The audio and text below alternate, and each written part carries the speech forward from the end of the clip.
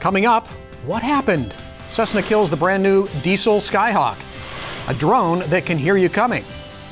Wings and Wheels wows the crowd, and an airline that will pay you to learn. AOPA Live This Week begins in just a moment. Build and fly with the Sonex Aircraft B models. The B models offer more room and comfort, more fuel, more panel space, more engine choices, and the same great Sonex Aircraft flight characteristics. Learn more at sonexaircraft.com.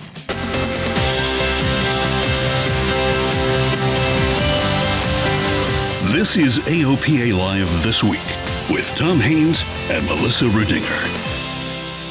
It was a huge success, and it put our airport on the map with the community.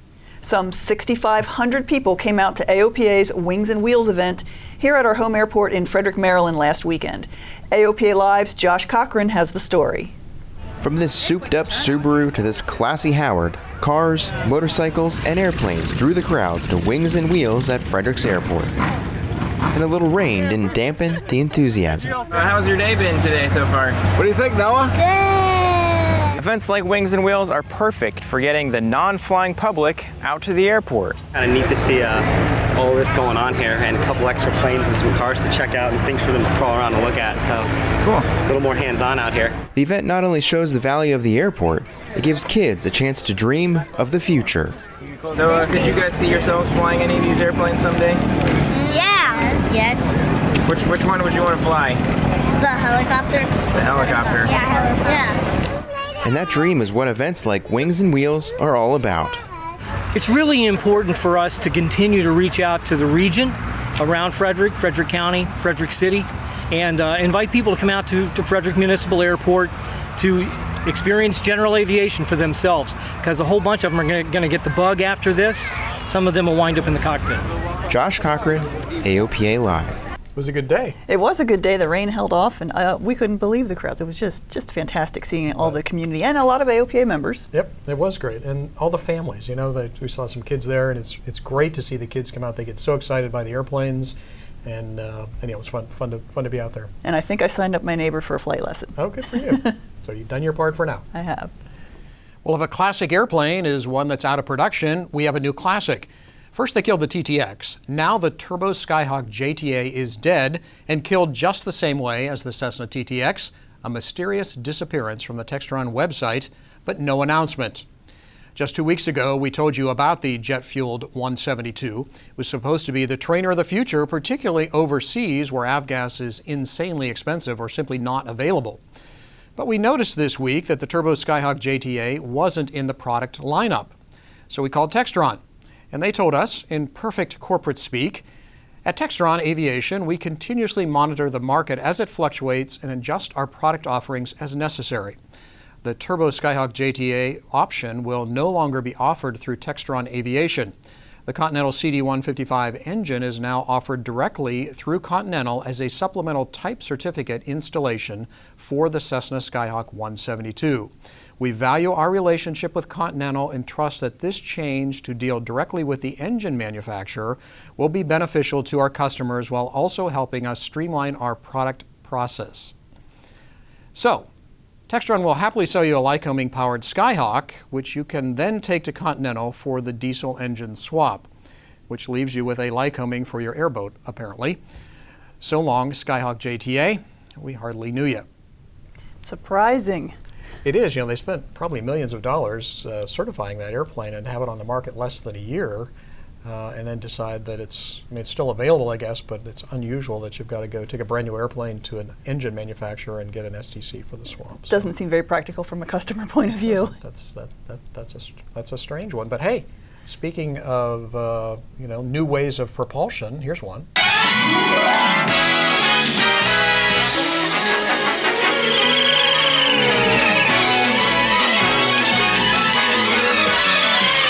Back to the Future. Okay, whoops, that's the wrong movie. But a Jetsons-like reality is getting closer. The ShoreFly flew untethered for the first time last week, proving the concept of a short-haul people flyer like the George Jetsons machine. Tom first told you about the multi-rotor ShoreFly last year from Oshkosh. 8 electric motors power the rotors, a modified Honda engine drives a generator, and battery packs provide about 5 minutes of flight time if the generator fails.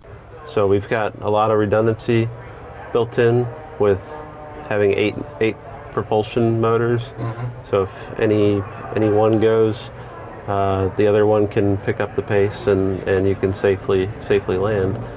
The 4 rotor arms fold down for storage. The machine has a reported top speed of 70 miles an hour and a range of 70 miles. Unlike a helicopter, you can fly it with one hand. That is a futuristic machine. That is, but in talking with them last year at Oshkosh, it seems pretty convincing. Like they've thought through a lot of the safety features and that sort of thing. So it'll be fun to watch where that one goes. Yeah, coming to a city near you. Yeah, it looks like it's made a lot of progress. Well, spring has finally sprung in Alaska. The ice has gone from Lake Hood, and pilots are swapping skis for floats or wheels. And last weekend, thousands of pilots flocked to Anchorage. Here's more from Alyssa Cobb. We're at the Great Alaska Aviation Gathering in Anchorage. We're here in the FedEx hangar, and there are more than 25,000 attendees, and there are 300 exhibitors and aircraft on display. Snow-capped mountains are just a breathtaking backdrop to the aircraft display outside. Pilots are dusting off their airplanes, getting ready for a busy summer flying season, so the gathering is the perfect place for them to catch up with friends, shop, network, and learn about the latest in the aviation industry. I'm building an experimental, so I'm hoping to get a chance to talk with some of the folks that are selling or showing off engines here, like Aerosport, and just kind of picking their brains about what their products are, so I can have a better idea of what I want to put into my own plane. AOPA President Mark Baker updated attendees on the association's latest advocacy efforts and initiatives to grow the pilot population through You Can Fly. Alyssa Cobb, AOPA Live. By the way, the Great Alaska Aviation Gathering bills itself as the largest free entry aviation trade show in America. And it is a big one. It is. I've been to it a few times. You've probably been to it many times. Well, only once. Okay. I spoke a couple of years ago, but it's a great excuse to go to Alaska and do some flying. It is. And then the following weekend is the Valdez Stoll Contest. So that's, if you're up there in Alaska, definitely stick around for that. Right.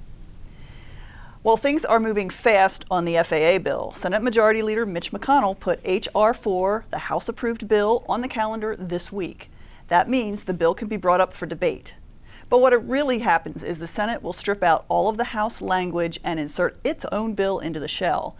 Debate, amendments, votes, and then the final Senate bill goes to the conference committee. There, they merge the two bills into something everybody agrees on. Well, as they say, legislation and sausage are two things you really don't want to see being made. Next week, DUAT goes away.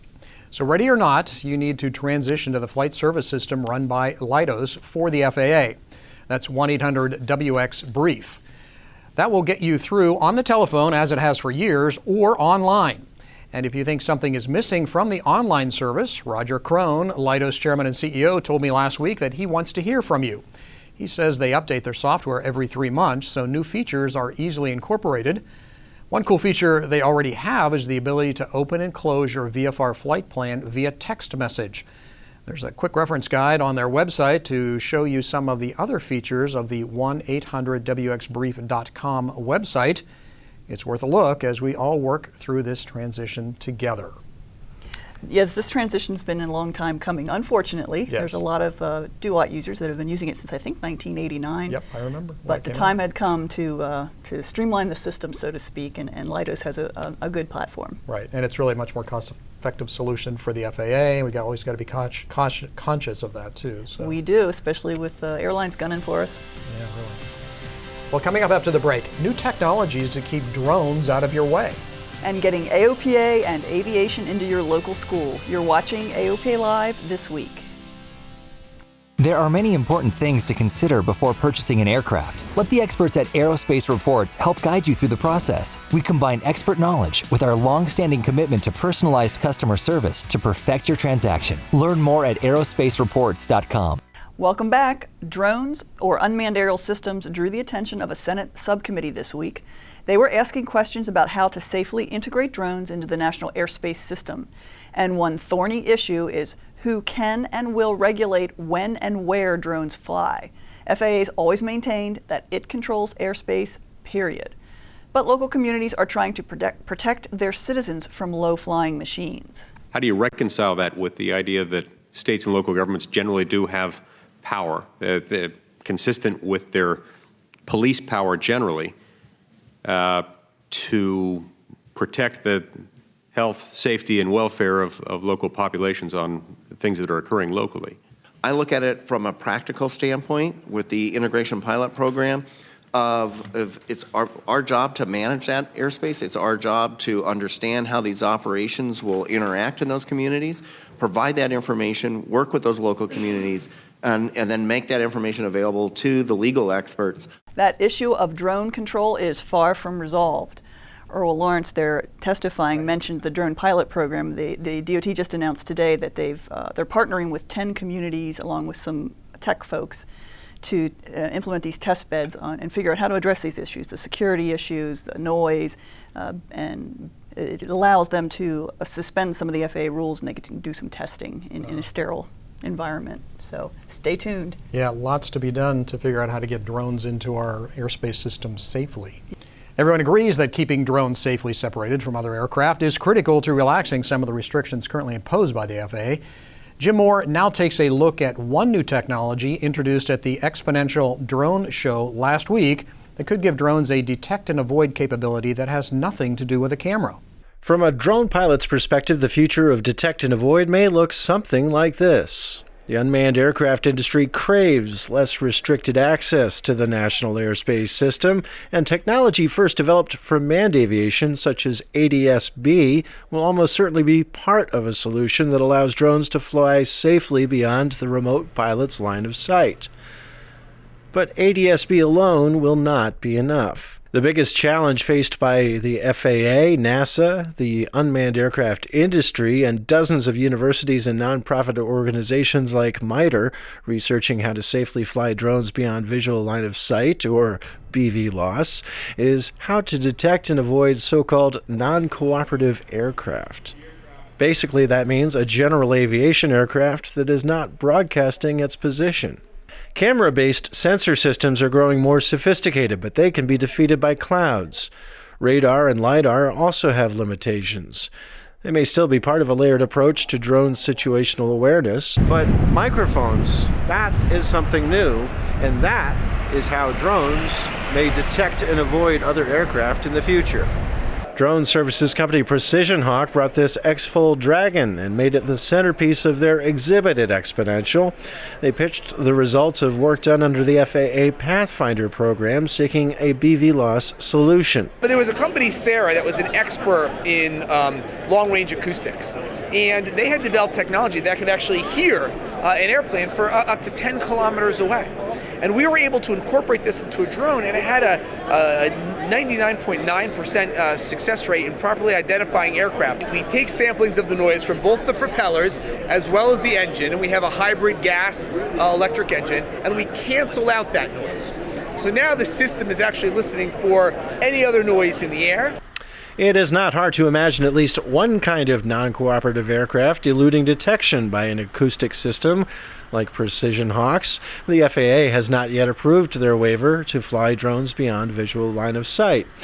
Another of the more than 700 exhibitors on hand in Denver offered another approach to detect and avoid, a high-tech radar that comes in a compact package. The design criteria was a Cessna-sized object at 2 to 3 kilometers, and that's what we're seeing in the field as well. When you design for that, you also pick up smaller objects as well. So a Phantom 4-sized object, for example, is about 750 meters.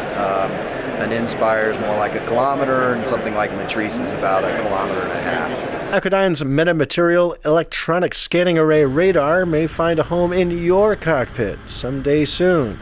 Useful for avoiding birds, drones, or anything else you might encounter on final. You're looking at the runway, you're looking at your instrument gauges, and you're also trying to look for any potential incoming traffic. So having one of these that could even tell you another airplane is in your approach will be hugely valuable. So a lot of them have said they'd love to get that. We'll see where that goes.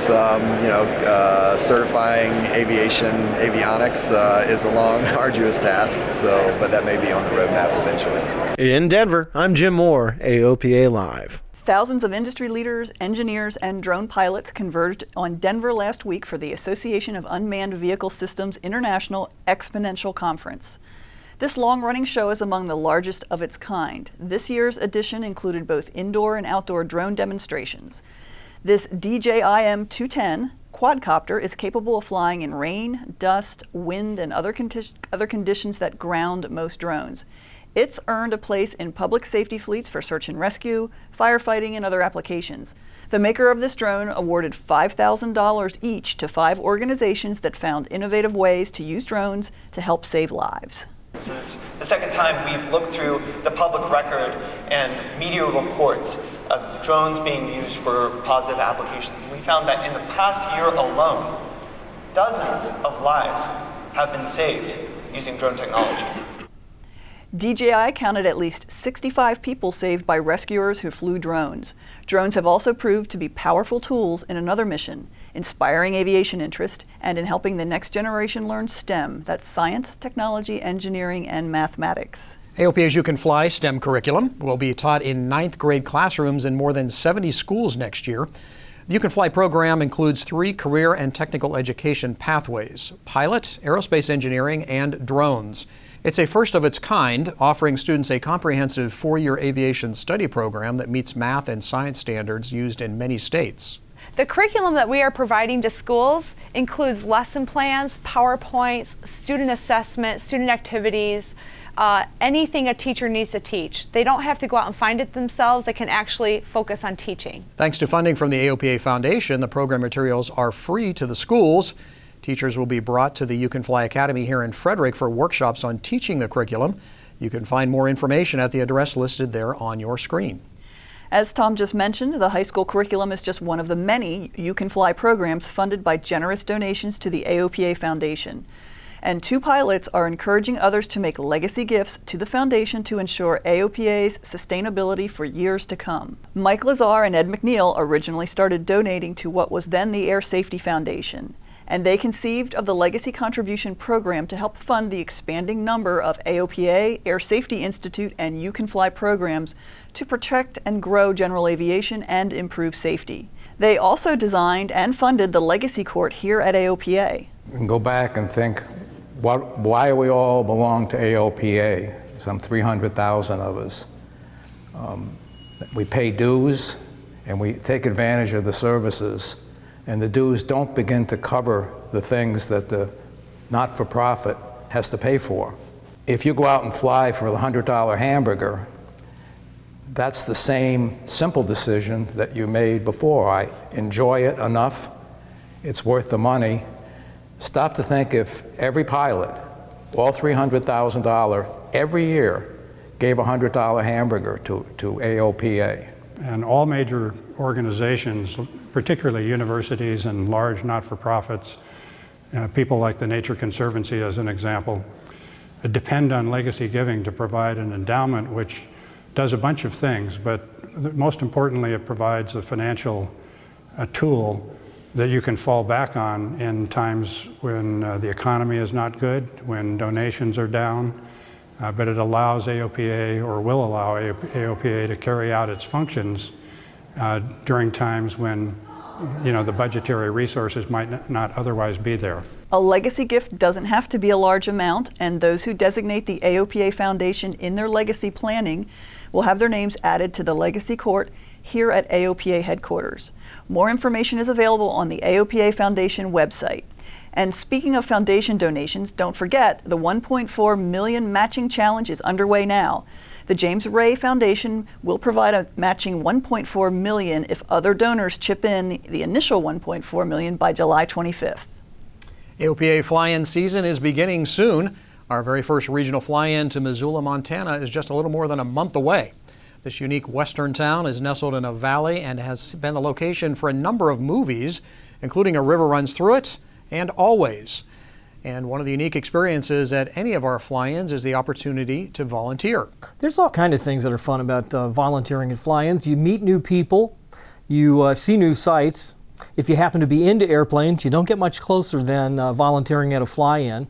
You get that sense that you're doing something good for the community, for the flying community. that you're contributing to something that's going to make a difference for general aviation. You can find out more information about our fly-ins and on volunteering on our websites. And the numbers from Missoula look really good. It's trending very well compared to some other the shows that we've had in the Northwest, but we do need volunteers. We're running a little behind on volunteers. So if you can help us out, we would definitely appreciate it. Yes, we will. I'm looking forward to seeing everybody there. Yeah. And this final note, if your dream is to fly for an airline, one airline has a real deal for you. They'll pay you for all your training and give you a small allowance. And it was probably the quickest, hardest, most enjoyable 18 months of my whole life. There were loads of highlights during the course. Passing each and every exam is a huge highlight because you put a lot of hours work into studying for them. Flying solo was a major highlight for me. I personally came from about 3 hours flying experience in a light aircraft, and after about 10 hours down in Spain, I was allowed to fly a light aircraft by myself. But you better hurry, applications are due this Sunday. Oh, and you have to be eligible to work in the European Union. But if your parents or grandparents were born in Europe, you might qualify. Think I'm too old? I think it's a little late for us, but it's inspiring perhaps for the new generation. My grandfather was born in Wales. Does that count? Well, give it a shot. You've got till Sunday. No, I'll hurry it up and get it done. That's a wrap up for us this week. Thank you for your time. And we hope you'll join us next Thursday for another edition of AOPA Live This Week.